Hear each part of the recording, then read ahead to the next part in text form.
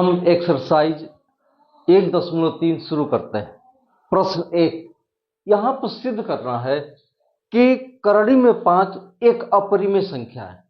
तो चलो हम सिद्ध करते हैं कि करड़ी में 5 एक अपरिमेय संख्या है। सबसे पहले तुम करो क्या, तुम ये मान लो कि करड़ी में 5 एक अपरिमेय संख्या नहीं है, करड़ी में 5 एक परिमेय संख्या है। तो तुमने माना कि करड़ी में 5 एक परिमेय संख्या है। तो जब ये परिमेय संख्या है तो इसे हम P बटा Q के रूप में लिख सकते हैं, और यहां पर Q नॉट इक्वल टू 0, जबकि P और Q धन पूर्णांक है। एक बार मैं फिर से कहूंगा, तुमने ये माना है कि करड़ी में 5 एक परिमेय संख्या है। तो जब करड़ी में 5 को तुमने परिमेय संख्या मान लिया तो इसको मैं P बटा Q के रूप में लिख सकता हूं और Q नॉट इक्वल टू 0 होगा, जबकि P और Q धन पूर्णांक है। अब देखो, यहां पे एक चीज मैं और मानता हूं कि P और Q का साझा जो गुणनखंड है वो 1 है। P और Q में सिर्फ एक ही अभाज्य गुणनखंड है जिसको मैं साझा गुणनखंड बोल रहा हूं। जैसे तुम देखो, 5 को मैं लिख सकता हूं 5 गुणे 1, और 3 को मैं लिख सकता हूं 3 गुणे 1। तो 5 का ये खंड है और ये 3 का खंड है। इन दोनों खंडों में साझा गुणनखंड कौन है? 1 है। उसी तरीके से मैं P को इस तरह से लिख सकता हूं, P को मैं लिख सकता हूं P गुणे 1, और Q को मैं लिख सकता हूं Q गुणे 1। तो अब देखो, P का जो खंड है उसमें साझा गुणनखंड क्या है? साझा गुणनखंड यहां पर 1 है। तो यहां पर माना जा रहा है कि P और Q में साझा गुणनखंड सिर्फ 1 है, सिर्फ 1 है, 1 के अतिरिक्त कुछ भी नहीं है साझा गुणनखंड। अब देखो क्या करो, इसके नीचे कुछ नहीं है तो 1 है, तिर्यक गुणा करो। तो P बराबर √5Q हो गया। दोनों पक्षों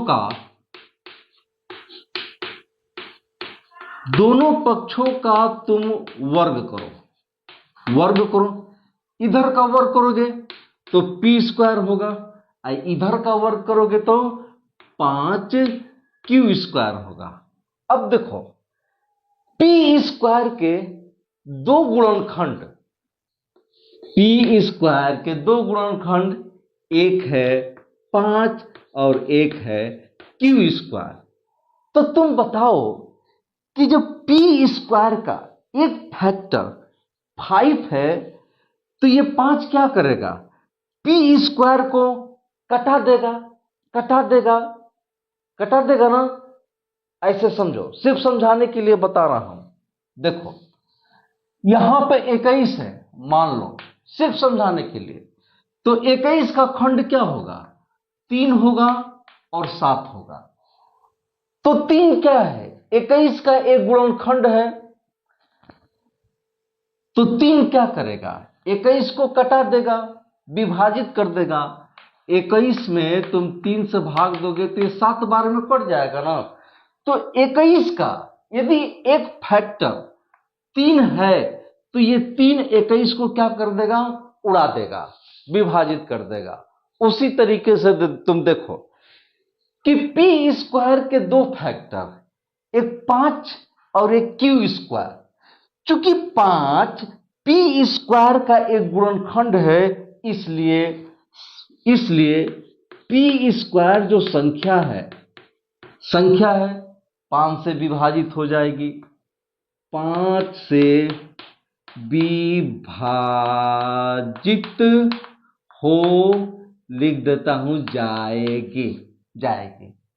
तो तुम देखो, जब P² 5 से कटता है तो p भी 5 से कट जाएगा, तो p संख्या भी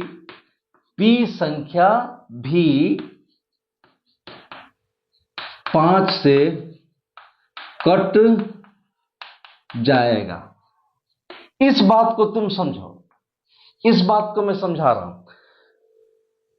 मैंने तुमको बोला कि p स्क्वायर का एक फैक्टर 5 है, तो 5 p स्क्वायर को उड़ा देगा, कटा देगा। मैंने एग्जाम्पल भी दिया समझाने के लिए कि फैक्टर उड़ा देता है। जैसे 21 का फैक्टर 3 गुणे 7 है, तो जब 3 से तुम 21 से भाग दोगे, 21 में भाग दोगे 21 में 3 से, तो 3 क्या करेगा, उसको विभाजित कर देगा। तो उसी तरीके से p स्क्वायर का एक फैक्टर 5 है, तो 5 क्या करेगा, p स्क्वायर को उड़ा देगा, विभाजित कर देगा। अगर p स्क्वायर 5 से पूरा पूरा कट जाता है तो p भी 5 से पूरा पूरा कट जाएगा। इस बात को वहां पर मैं एक्सप्लेन करता हूं, तुम देखो। जैसे एग्जाम्पल के तौर पर यहां पर p स्क्वायर है, तो मैं यहां पर लिखता हूं 10 का स्क्वायर। अब जो ये p स्क्वायर है 5 से कटता है, 10 स्क्वायर 5 से कटेगा, 10 स्क्वायर 5 से कटाओ तो 10 स्क्वायर में तुम 5 से भाग दो, तो इसको तुम लिखोगे 10 गुणे 10 अब बटा में 5, अब 5 दूनी 10, तो ये हो जाएगा 20। तो देखो स्क्वायर है तो स्क्वायर, p की जगह पर क्या है 10 है, तो p स्क्वायर की जगह पर मैंने 10 का स्क्वायर लिया है, तो देखा 5 से कटता है कि नहीं, 5 से कट गया, 20 बार में कट गया ना, कट गया। तो जब कट गया, तो तुम देखो p 5 से कटेगा नहीं, कटेगा कि नहीं, तो p की जगह पर क्या है 10 है। अब 10 देखो 5 से कटेगा कि नहीं, तो 10 में अगर 5 से भाग दोगे तो ये क्या हो जाएगा, 2 बार में कट जाएगा। तो तुम देख रहे हो कि 10 स्क्वायर भी 5 से कट रहा है और 10 भी 5 से कट रहा है। वही बात p स्क्वायर यदि 5 से कटेगा तो p भी क्या होगा, 5 से कटेगा। चूंकि p 5 से कट रहा है, तो ये तो p 5 का गुणज है, p 5 से कट रहा है, तो p क्या है, 5 का गुणज है। इसलिए मैं यहां पर लिख सकता हूं, माना p बराबर कितना 5r, परंतु p स्क्वायर बराबर कितना, परंतु p स्क्वायर बराबर 5q स्क्वायर। तो p की जगह पर क्या लिखेंगे 5r, तो यहां पर लिखेंगे 5r का स्क्वायर बराबर 5q स्क्वायर। ये हो जाएगा 25r स्क्वायर बराबर 5q स्क्वायर। इससे ये कट जाएगा तो यहां पर 5 बचेगा, इधर बचेगा q स्क्वायर, बराबर है तो बराबर, इधर बचेगा 5r स्क्वायर। ये क्या हो गया, q स्क्वायर के दो फैक्टर 5 और r स्क्वायर, क्योंकि q स्क्वायर का 5 एक फैक्टर है, इसीलिए 5 q स्क्वायर को क्या कर देगा, पूरा पूरा कटा देगा। इधर वाला व्याख्या, अब इधर वाला व्याख्या इधर चल रहा है एकदम सेम, तो हम लिखेंगे q स्क्वायर जो संख्या है 5 से पूरा पूरा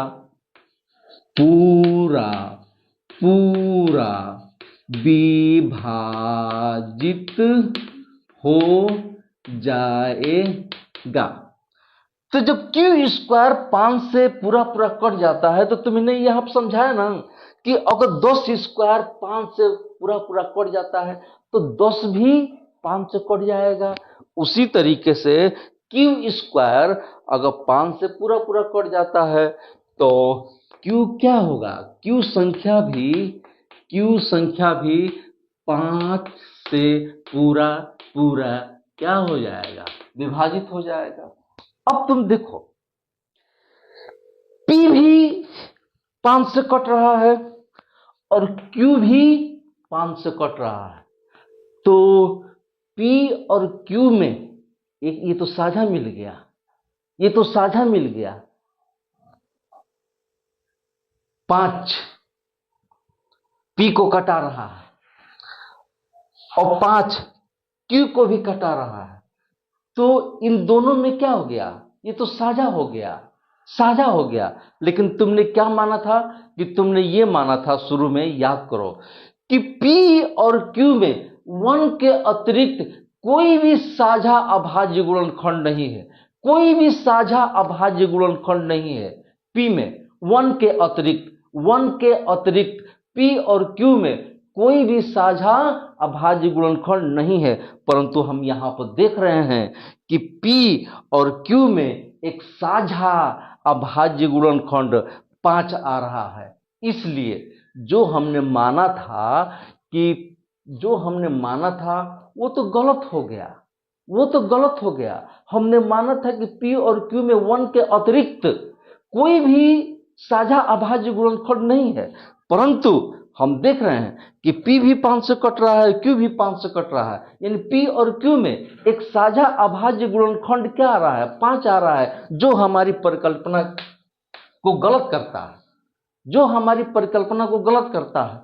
यानी अंडर रूट 5 को P बटा Q के रूप में नहीं लिखा जा सकता। तो जब नहीं लिखा जा सकता तो अंडर रूट 5 क्या है, अपरिमेय संख्या है।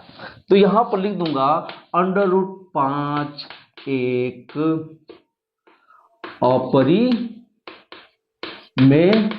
संख्या है। ये क्या हो गया बाबू, प्रूव्ड हो गया। समझ में आया होगा तो सब्सक्राइब करना, ठीक है ना। अगला सवाल देखते हैं। प्रश्न संख्या 2 क्या कह रहा है, एक्सरसाइज 1.3 का प्रश्न संख्या 2 ये कह रहा है कि इसको 3 धन 2 करड़ी में 5 को अपरिमेय संख्या है, कह रहे कि अपरिमेय संख्या है, लेकिन सिद्ध कर दिखाओ कि अपरिमेय संख्या है। देखो सिद्ध करता हूं। जानते हो क्या करते हैं, सबसे पहला काम करते हैं कि इसको मानते हैं कि ये परिमेय संख्या है। तो जब ये परिमेय संख्या है तो तुम इसको P बटा Q के रूप में लिख सकते हो, क्योंकि कोई भी परिमेय संख्या को P बटा Q के रूप में ही लिखा जाता है और Q नॉट इक्वल टू 0 होता है। तो जब तुमने इसको परिमेय संख्या मान लिया तो इसको P बटा Q के रूप में ही तो लिखोगे ही, क्योंकि माना है। तो चूंकि माना कि ये परिमेय संख्या है, इसलिए 3 + 2 अंडर रूट 5 एक परिमेय संख्या है, इसलिए मैं इसको P बटा Q के रूप में लिख सकता हूं। या ये चीज ऐसा दिखाई देगा, ये भी कह सकते हो, क्योंकि माना है। और Q नॉट इक्वल टू क्या होगा, 0। अब देखो यहां पर P बटा Q है ना, 3 को उधर ले जाओ, -3, और इधर होगा 2 करड़ी में 5, ठीक। अब तुम देखो, इसको शुरू में लिख ले रहा हूं, मुझको अच्छा नहीं लग रहा है, मैं चाहता हूं कि आगे हो जाए। तो P बटा Q -3 बराबर 2 करड़ी में 5। अब देखो P बटा Q यदि परिमेय संख्या है तो P बाई Q -3 क्या होगा, ये भी तो परिमेय ही संख्या होगा। कि जब P बटा Q परिमेय संख्या है तो P बाई Q -3 भी परिमेय ही संख्या होगा। एग्जाम्पल लेकर समझो, तब समझ में आ जाएगा। जैसे यहां पर मैं लिख देता हूं 7/2। 7/2 क्या है जी, परिमेय संख्या है। P की जगह पर 7 है, Q की जगह पर 2 है। यहां पर तुमने P बटा Q माना है और मैंने यहां पर 7/2 मान लिया है, एग्जाम्पल लेकर, ठीक। अब इसमें क्या घटाया है, 3। ये परिमेय संख्या है ना। अब इसमें से 3 घटाओ, तो इसमें से 3 घटा दिए, ठीक। अब इसको हल करो तो 7 - 6/2 बराबर 1/2। ये तो 1/2 आ गया। जब मैंने इसको हल किया तो 1/2 आ गया। ये तो परिमेय संख्या है।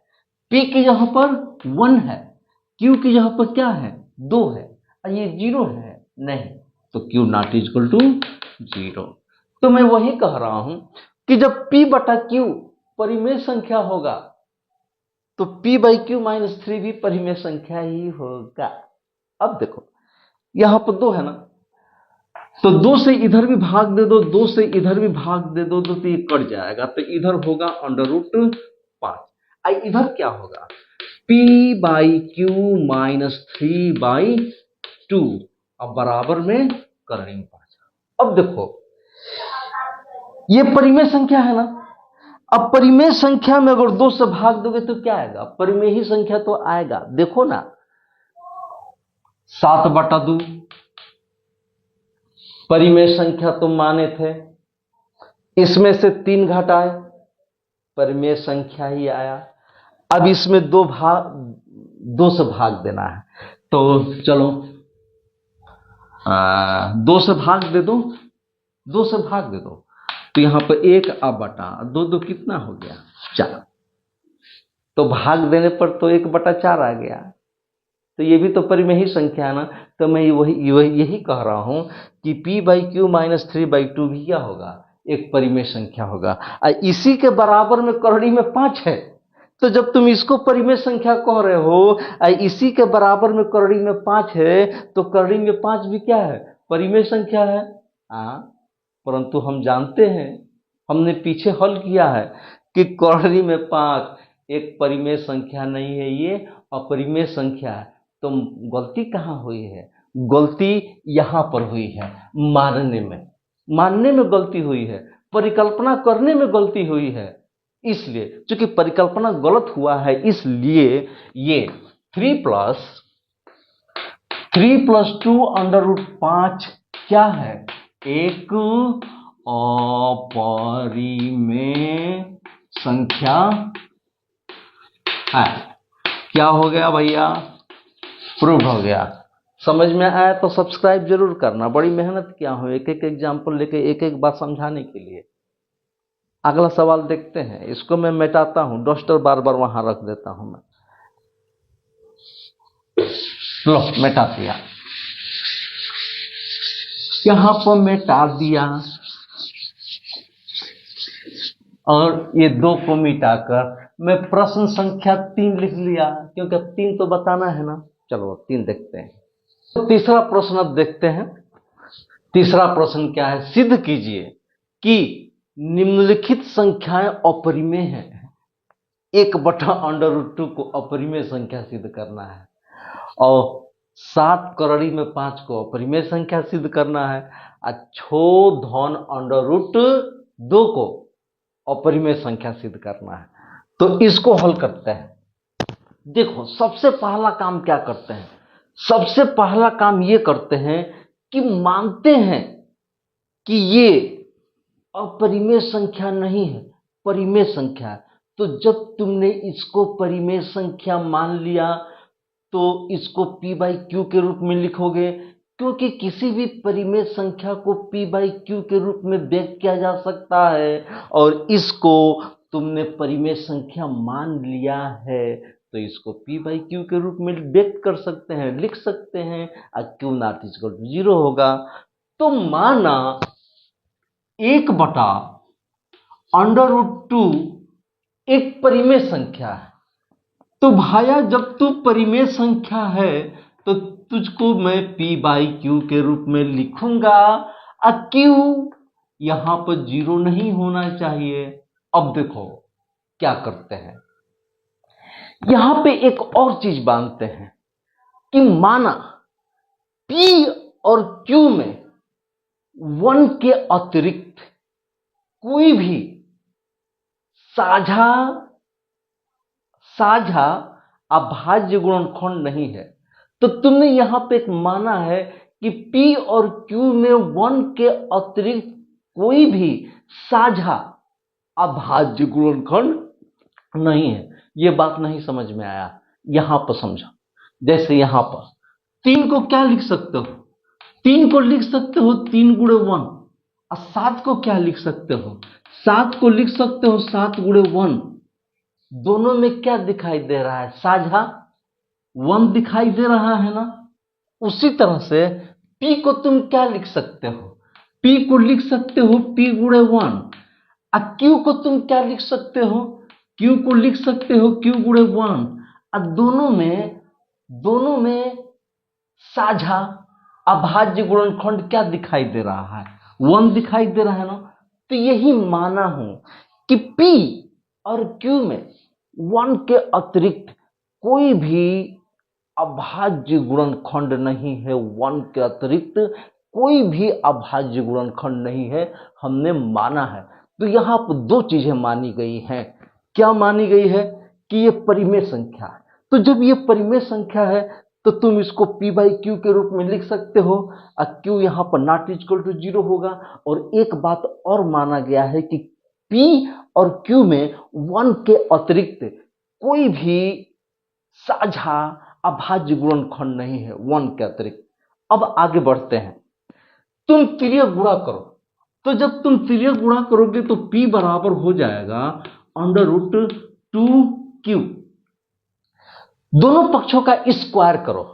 तो जब स्क्वायर करोगे तो इधर होगा p स्क्वायर, और जब इधर स्क्वायर करोगे तो ये होगा 2q स्क्वायर।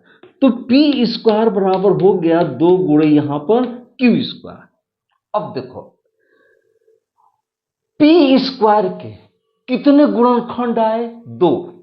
पहला गुणनखंड 2 है, दूसरा गुणनखंड q स्क्वायर है।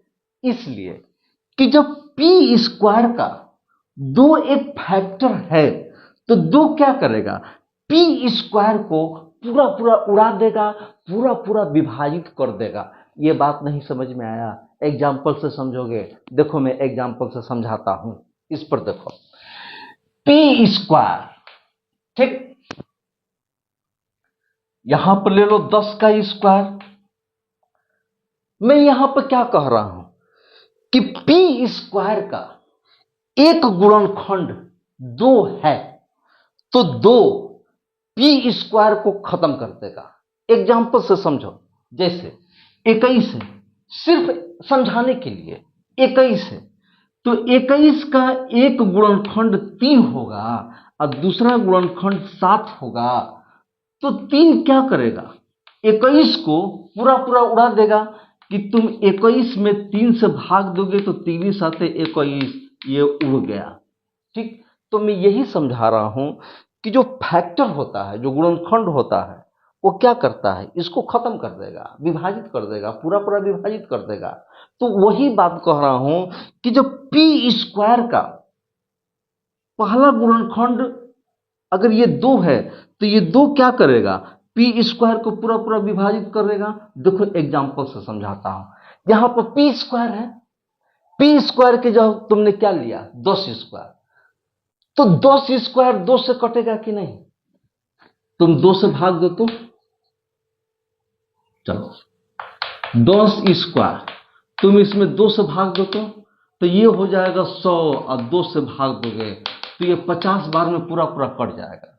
तो 10 का स्क्वायर 2 से 50 बार में पूरा पूरा कट रहा है, तो 10 का स्क्वायर कट रहा है, तो 10 कटेगा कि नहीं 2 से।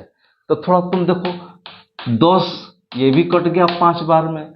तो वही बबुआ मैं समझा रहा हूं कि p स्क्वायर का एक गुणनखंड 2 है, तो ये 2 क्या करेगा, p स्क्वायर को पूरा पूरा विभाजित कर देगा। तो मैं यहां पर लिखता हूं p स्क्वायर जो संख्या है 2 से पूरा पूरा विभाजित हो जाएगा, 2 से पूरा पूरा विभाजित, b चल रहा यार यहां पर विभाजित होगा। तो अगर p स्क्वायर 2 से पूरा पूरा विभाजित हो रहा है, 10 स्क्वायर 2 से पूरा पूरा विभाजित हो रहा है, तो 10 भी तो 2 से पूरा पूरा विभाजित हो रहा है। तो मैं यहां पर लिखूंगा अगर p स्क्वायर 2 से कट रहा है, इसलिए पी भी 2 से पूरा विभाजित होगा। लो ऐसे लिख दिया। अब तुम देखो P 2 से कट रहा है, P 2 से कट रहा है, तो P तो 2 का गुणज है। P 2 से कट रहा है, इसका मतलब P 2 का गुणज है। तो इसको तो मैं ऐसे लिख सकता हूं, P बराबर यहां पर 2R, ठीक माना।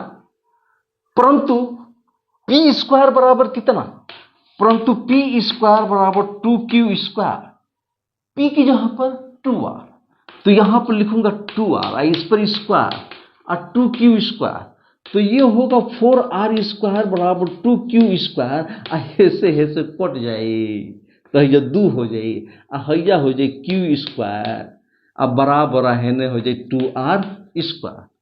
अब देखो क्या हुआ कि Q स्क्वायर के कितने खंड, ये पहला 2 है और दूसरा R स्क्वायर। चूंकि दो Q स्क्वायर का एक फैक्टर है, इसलिए 2 Q स्क्वायर को क्या करेगा, पूरा विभाजित कर देगा। अरे वहां पर भैया एकदम वही लेक्चर हुआ तो है, एकदम वही लेक्चर हुआ, मैं एक बार ख्याल देने जाऊं। चलो तो यहां पर लिखेंगे Q स्क्वायर जो संख्या है 2 से पूरा विभाजित होगा। और जब Q स्क्वायर 2 से पूरा विभाजित होगा, जब तुमने यहां पर देखा कि जब 10 स्क्वायर 2 से पूरा करता है तो 10 भी तो करता है, वही बात जब Q स्क्वायर 2 से पूरा कट जाएगा तो Q भी क्या होगा, 2 से पूरा कट जाएगा, तो Q संख्या 2 से पूरा विभाजित हो जाएगा। अब देखो तुमने माना क्या था, तुमने माना था कि P और Q में 1 के अतिरिक्त कोई भी साझा अभाज्य गुणनखंड नहीं है, परंतु यहां पर क्या हो गया, P भी 2 से कट रहा है और Q भी 2 से कट रहा है, P और Q दोनों 2 से कट रहे हैं, तो P और Q का साझा अभाज्य गुणनखंड तो यहां पर 2 भी हो गया। और तुमने माना क्या था, P और Q में 1 के अतिरिक्त कोई भी साझा अभाज्य गुणनखंड नहीं है, परंतु यहां पर 2 भी साझा अभाज्य गुणनखंड आ रहा है। तो ये जो परिकल्पना मानी गई है गलत मानी गई है, इसलिए क्या, इसलिए 1/√2 क्या है, एक अपरिमेय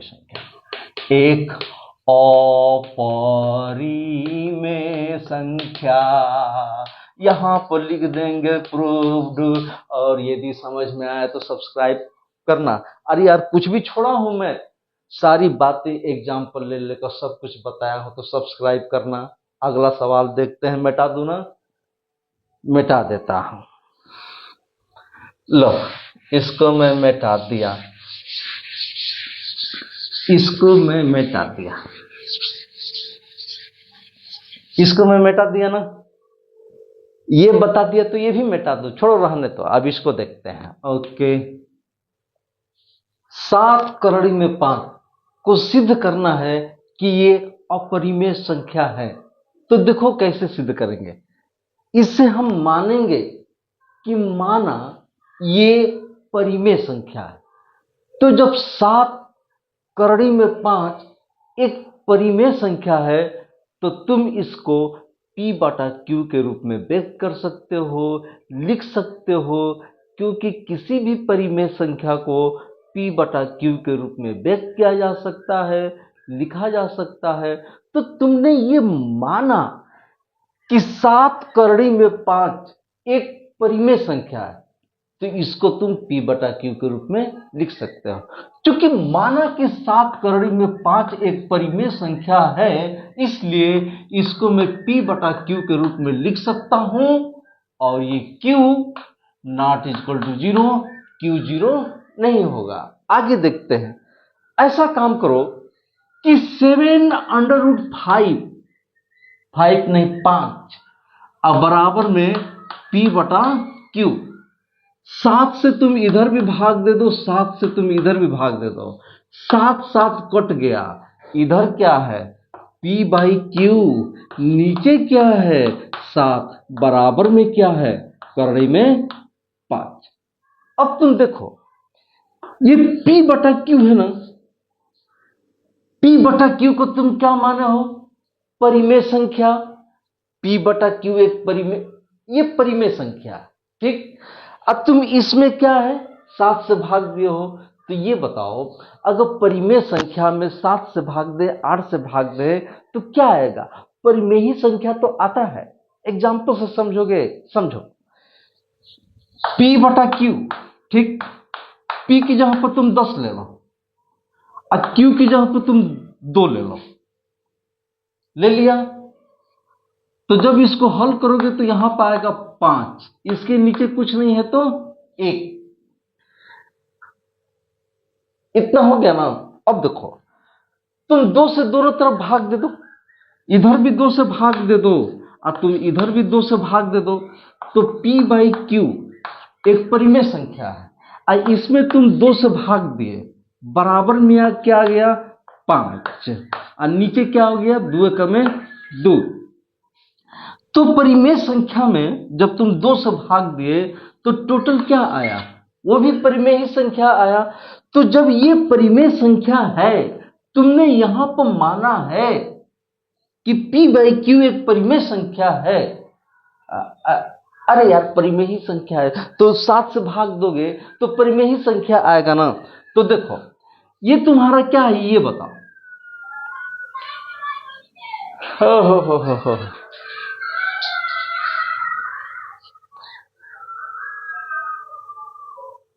सही तो था, गलती क्यों कर दिया, थोड़ा जल्दी बना। देखो इस पर देखते हैं 7 करड़ी में 5 एक अपरिमेय संख्या है, सिद्ध करना है। देखो कैसे सिद्ध करते हैं, इसको हम मानते हैं कि माना ये अपरिमेय संख्या नहीं, ये परिमेय संख्या है, ये परिमेय संख्या है। तो जब तुम इसको परिमेय संख्या मान लिए तो तुम इसको P बटा Q के रूप में लिखोगे और Q 0 नहीं होगा। तो माना 7 करड़ी में 5 एक परिमेय संख्या है, तो इसको तुम P बटा Q के रूप में लिख लोगे और Q क्या होगा नॉट इक्वल टू 0। अब देखो 7 करड़ी में 5 बराबर P बटा Q, 7 से तुम इधर भी भाग दे दो, 7 से तुम इधर भी भाग दे दो, 7 7 कट जाएगा, इधर क्या बचा P बाई क्यू बटा 7 बराबर इधर क्या बचा करड़ी में 5। अब तुम देखो P बाई क्यू क्या है, ये परिमेय संख्या है। अब परिमेय संख्या में 7 से भाग दिया गया है, तो जो परिमेय संख्या में जब तुम 7 से भाग दोगे तो क्या आएगा, परिमेय संख्या ही तो आएगा। एग्जाम्पल से समझोगे, समझो जैसे मान लो कि 10 बटा 2 क्या है, एक परिमेय संख्या है। यहां पर 10 बटा 2 लिया हूं, अब तुम शुरू में क्या लिए हो, तुम 5 बटा क्यू लिए हो, मैं 10 बटा 2 लिया हूं समझाने के लिए। अब तुम देखो 10 बटा 2 का मतलब P बटा Q, P की जगह पर क्या है 10 और Q की जगह पर 2। तो जब तुम इसको हल करोगे तो कितना आएगा 5 आएगा। 2 से भाग दे दो, 2 से भाग दे दिया तो इधर होगा P बटा Q और नीचे हो गया 2 और इधर हो गया 5 बटा 2। अब ये बताओ ये पूरा क्या है, ये पूरा परिमेय संख्या है। देखो 5 बटा 2 ये परिमेय संख्या है ना। तो अगर ये परिमेय संख्या है तो अगर इसमें 2 से भाग देंगे तो जो आएगा वो भी परिमेय ही संख्या होगा। तो वही तो बात है कि ये परिमेय संख्या है और जब इसमें 7 से भाग दोगे तो परिमेय ही संख्या आएगा। तो जब ये परिमेय संख्या है और इसी के बराबर में करड़ी में 5 है तो करड़ी में 5 भी परिमेय संख्या है, करड़ी में 5 भी परिमेय संख्या है क्योंकि बराबर में है। परंतु सभी लोग जानते हैं, पूरा इंडिया जानता है कि करड़ी में 5 अपरिमेय संख्या है, अपरिमेय संख्या। तो गलती कहाँ हुई है? गलती हमारी परिकल्पना में हुई है, मानने में हुई है। गलती हमारी परिकल्पना में हुई है, मानने में हुई है। इसलिए 7 करड़ी में 5 एक परिमेय संख्या नहीं है, क्या है? एक अपरिमेय संख्या है। तो 7/5 एक अपरिमेय संख्या है। ये क्या हो गया भाई? प्रूव्ड हो गया। सब्सक्राइब करना, मैं कुछ भी छोड़ा नहीं हूं, मैं हर बात एग्जाम्पल लेकर एक एक चीज बता रहा हूं। अब नहीं सब्सक्राइब करोगे तो कब करोगे? आओगे मेरे यहां तो सीख जाओगे कुछ। अगला सवाल देखते हैं, और इसको मिटाता हूं।